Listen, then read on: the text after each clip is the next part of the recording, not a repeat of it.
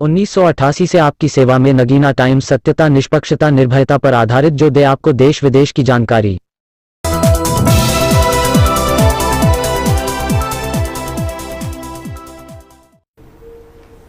सभी बेरोजगार लोगों को नमस्कार। कोई पढ़ाई लिखाई पर बात होगी नहीं, क्योंकि पढ़ाई लिखाई करने से कोई फायदा है नहीं। पढ़ाई लिखाई करा के ही क्या करेंगे जब आपको रोजी रोटी हो ही नहीं सकता आपके पढ़ाई लिखाई से। समस्या इस बात की है हमारे देश में कि मोदी जी केवल अपने मन की बात करते हैं, कभी इस जनता के भी मन की बात सुन लिया कीजिए। बहुत बार मन की बात हम लोग सुन चुके हैं, परेशान हो गए हैं। भैया बेरोजगारी इतनी बड़ी हो गई है, इतनी बड़ी हो गई, इतनी ज्यादा बेरोजगारी हो गई है कि जरा सोच के देखिए कि एक पढ़ा लिखा व्यक्ति जो ग्रुप डी के लिए, जो कि बीएससी कर चुका है, बीए कर चुका है, एमए कर चुका है, पीएचडी कर चुका है, ग्रुप डी के लिए फॉर्म भरता है और 2.5 करोड़ विद्यार्थी फॉर्म भरता है। भैया सोचने वाली बात है। मोदी जी 2.5 करोड़ जनसंख्या युवाओं का कम नहीं होता है। 2.5 करोड़ है तो उसके माँ बाप भी जोड़ लीजिए, भाई बहन जोड़ लीजिए, और वो युवा है तो उस पर उसके परिवार का निगाह टिका हुआ है, उससे एक आस जुड़ा हुआ है उस परिवार का। प्लीज आपसे हाथ जोड़कर विनती है हमारी। अब कहिएगा कि अब पगला काहे गया है, लोग कहेंगे कुछ नेता लोग, देखो हमरा कोई पार्टी या पॉलिटिक्स से कोई मतलब नहीं है।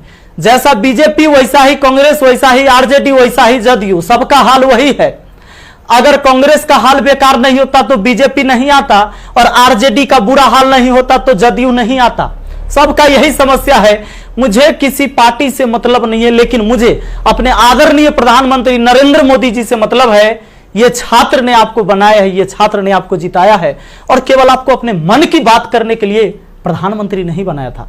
कहेंगे कि तुम्हारा क्या जाता है भैया, तो आपको पता है जब आप देश के खातिर अगर कोई भी चीज युवाओं से आप कहते हैं कि भाई योगदान करो, अभी कोरोना वायरस के समय सब लोगों ने आपका योगदान किया, मैंने भी किया, 1 लाख रुपए डोनेट किया था। मेरा अधिकार बनता है कि मैं आपसे सवाल पूछूं। मीडिया वाले आपसे नहीं पूछेंगे, क्योंकि मीडिया वाले आपके हिसाब से चलते हैं। मीडिया वाले वही चीज दिखाते हैं जो लोगों को देखने में मजा आता है, लेकिन बेरोजगारी पर कोई बात नहीं करेगा।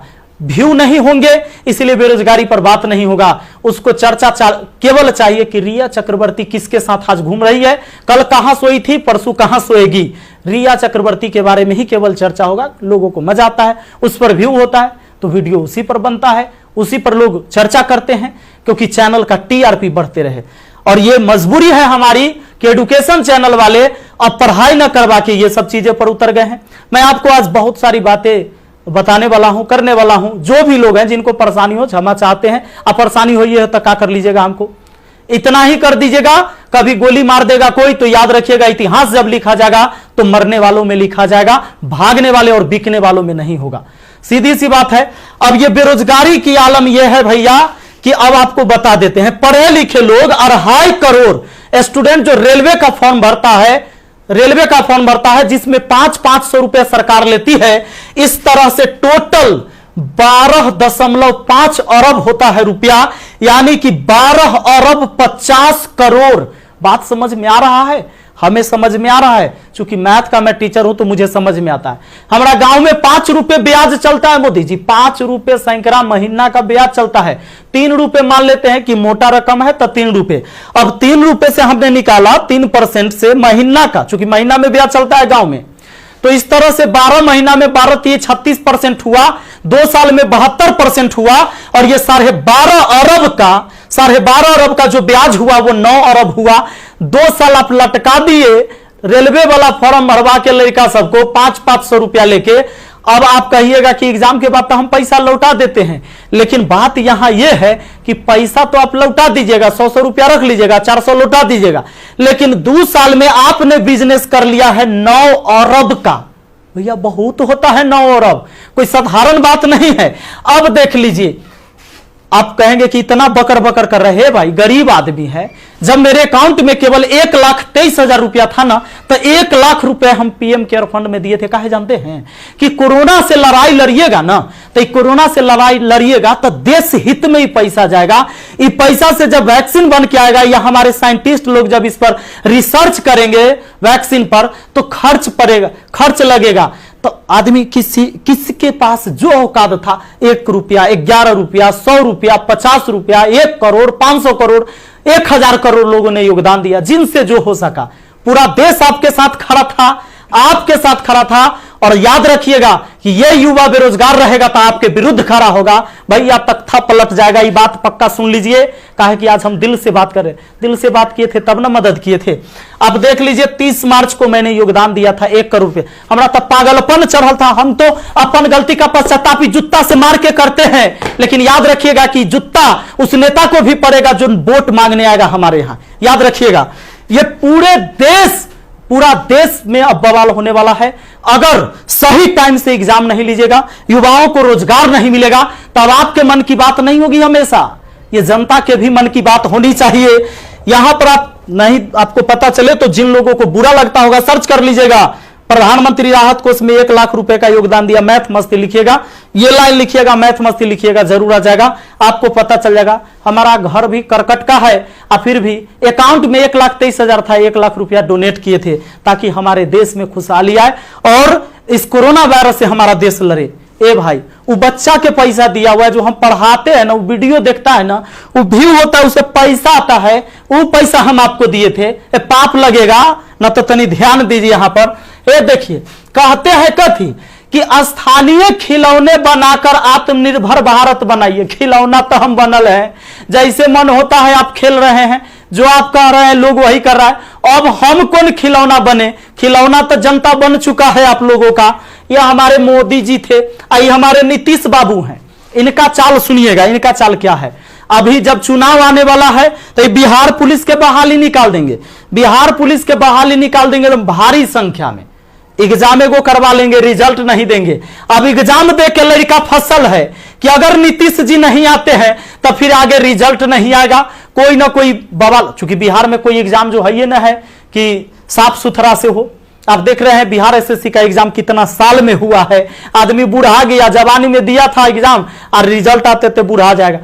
अब चूंकि बिहार में एग्जाम ऐसी होता है तो ये क्या होगा कि रिजल्ट होगा चुनाव के बाद, मजबूरन फिर नीतीश कुमार जी को चुनेंगे, शिक्षक के बहाली आ जाएगा, बिहार पुलिस के बहाली आ जाएगा, सारे बहाली, दरोगा सब के बहाली आएगा। ये कब होगा? चुनाव के टाइम में भैया। तो नीतीश जी का जो ये था, इसमें इन्होंने कहा कि नल जल का रख रखाव करने के लिए बाडो को 2-2 हजार रुपया मिलेगा। हे प्रभु, ये 2-2 हजार कहला दे रहे हैं, नल जल के दशा दिखा दें।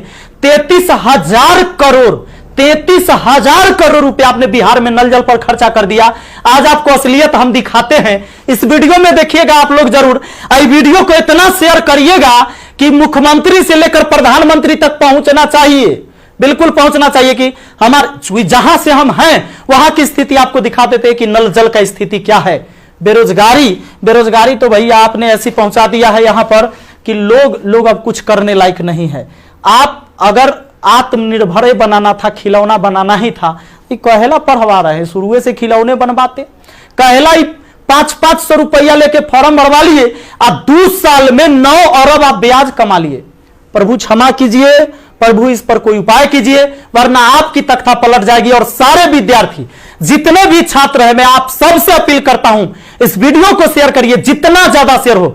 और सारे एजुकेशन चैनल वाले जितने भी है, चूंकि आपके मीडिया नहीं दिखाएगा, विद्यार्थी का दर्द कोई नहीं समझ पा रहा है, वो वही चीज दिखाएगा जो सरकार चाहती है। हमारे सारे भाई बंधु जितने भी वाईफाई स्टडी एग्जामपुर है, अभिनव शर्मा है, राकेश यादव सर है, जितने भी लोग हैं जो भी वीडियो बना रहे हैं बहुत अच्छा कर रहे हैं, सभी को हाथ जोड़कर तहे दिल से मैं धन्यवाद देना चाहूंगा।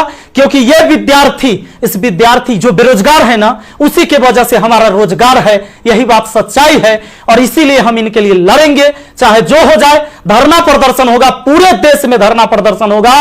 और जहां ये 2.5 करोड़ विद्यार्थी सड़क पर उतर गया तो सुन लीजिए, ये बिहार से लेकर दिल्ली तक हिलेगा, ये बात निश्चित है। एक साथ हम हैं, सबके साथ है। सारे छात्र आंदोलन करने के लिए तैयार रहिए। एसएससी टाइम से एग्जाम नहीं लेती है।